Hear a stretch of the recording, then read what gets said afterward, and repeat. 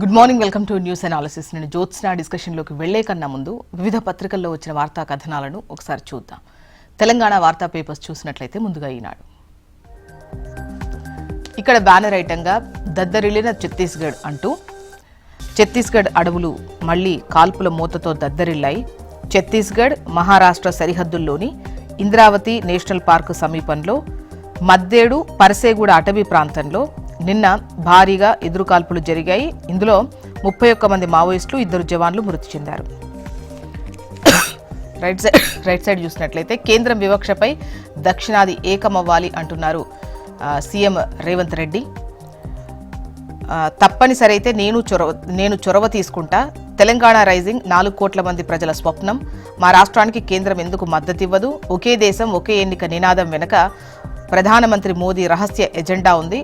మాతృభూమి international festival of letters సదస్సులో ముఖ్యమంత్రి రేవంత్ రెడ్డి. ఇక లెఫ్ట్లో రోహిత్ శతకం భారతదేశ్ సిరీస్ పేలవ ఫామ్ నుంచి బయటపడుతూ captain Rohit Sharma super century సాధించడంతో ఇంగ్లాండ్తో 2వ వన్డేలో భారత్ 4 వికెట్ల తేడాతో విజయం సాధించింది. నెక్స్ట్ ఆంధ్రజ్యోతి. ఇక్కడ బ్యానర్ ఐటంగా అడవిలో నెత్తుటేర్లు అంటూ ఛత్తీస్గఢ్లో ఎన్కౌంటర్కు సంబంధించిన వార్తని ఇస్తూ 31 మంది నక్సల్స్ మృతి, వారిలో 11 మంది మహిళలు. మృతుల్లో పలువురు అగ్రనేతలున్నట్లు సందేహాలు. తెలుగువారు భాస్కర్, ప్రకాష్ కూడా ఉన్నారని ప్రచారం.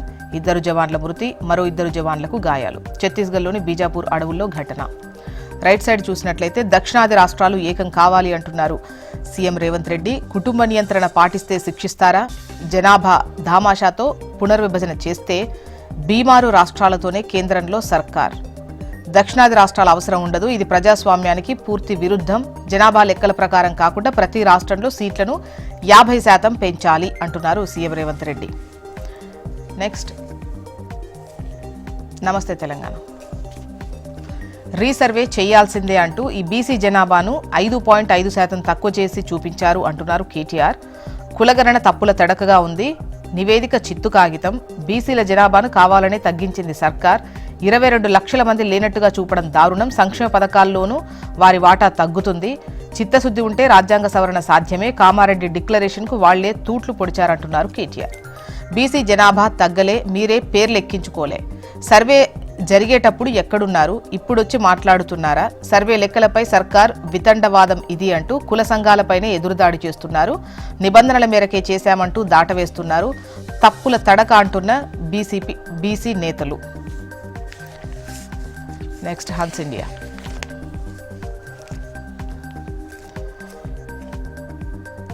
ఇక్కడ టాప్ ఐటమ్గా ఛత్తీస్గఢ్లో జరిగిన ఎన్కౌంటర్కు సంబంధించిన వార్తనే ఇస్తూ 31 Naxals killed in Bijapur encounter. 2 Jawan also died in one of the biggest encounter in country. And the next news, PM Modi's agenda is one party, one person. Revanth debunks real politics behind centers, one nation, one election. Features for South India unity at International Festival of Letters. And the next news, President Murmu take holy dip at Triveni Sangamam today.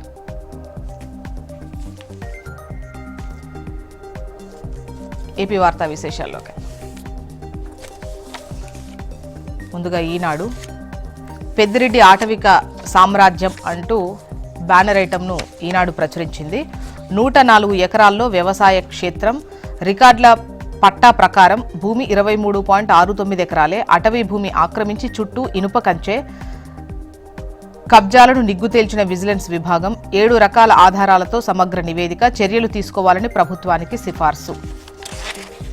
Next Andhra Jyothi. ఇక్కడ banner ఐటంగా అడవిలో నెత్తుటేర్లు అంటూ ఛత్తీస్గఢ్లో జరిగిన ఎన్కౌంటర్కు సంబంధించి వార్తనిస్తూ 31 మంది నక్సల్స్ మృతి, వారిలో 11 మంది మహిళలు. నెక్స్ట్ లడ్డూ ప్రసాదంలో కల్తీ నెయ్యి నిందితుల అరెస్ట్. స్పెషల్ ఇన్వెస్టిగేషన్ టీం అదుపులో. పోలేబాబా డైరెక్టర్లు, Vaishnavi dairy CEO, AR dairy MD కూడా. నెక్స్ట్ సాక్షి. ఎరుపెక్కిన ఇంద్రావతి అంటూ ఛత్తీస్గఢ్లోని ఇంద్రావతి నేషనల్ పార్క్లో భారీ ఎన్కౌంటర్ జరిగింది. 31 మంది మావోయిస్టులు మృతి, 2 జవాన్లు మృతి, మరో 2కి గాయాలు. ఢిల్లీ సీఎంపై జోరుగా కసరత్తు, కేంద్ర హోంమంత్రి అమిత్ షాతో జేపీ నడ్డా భేటీ.